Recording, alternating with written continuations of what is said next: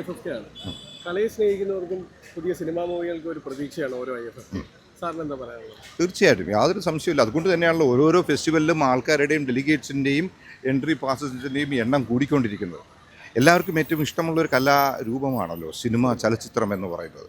അതിന് ഏറ്റവും വലിയ ഇഷ്ടം തോന്നുന്നതിന്, പുതിയ തലമുറയ്ക്ക് ഇഷ്ടം തോന്നുന്നതിന് ഞാൻ മനസ്സിലാക്കുന്ന ഒരു പ്രധാനപ്പെട്ട കാരണം എന്ന് പറയുന്നത്, ഇതിൽ കല എന്ന് പറയുന്നത് കലയോടൊപ്പം സാങ്കേതികമായ മാറ്റങ്ങൾ, AI പോലെയുള്ള മാറ്റങ്ങളായിക്കോട്ടെ, അതുകൂടാതെ തന്നെ എഡിറ്റിങ്ങിലായാലും ഫിലിം മേക്കിങ്ങിലായാലും ക്യാമറയിലായാലും വരുന്ന റെസൊല്യൂഷൻസിലായാലും ഒരുപാട് മാറ്റങ്ങൾ ഈ അടുത്ത കാലത്ത് നമുക്ക് കാണാൻ കഴിയുന്നുണ്ട്. ടെക്നോളജിക്കൽ ഡെവലപ്മെൻറ്റ്, വേരിയേഷൻ, ഇത് കുട്ടികൾക്ക് new generation they are very much aware of it.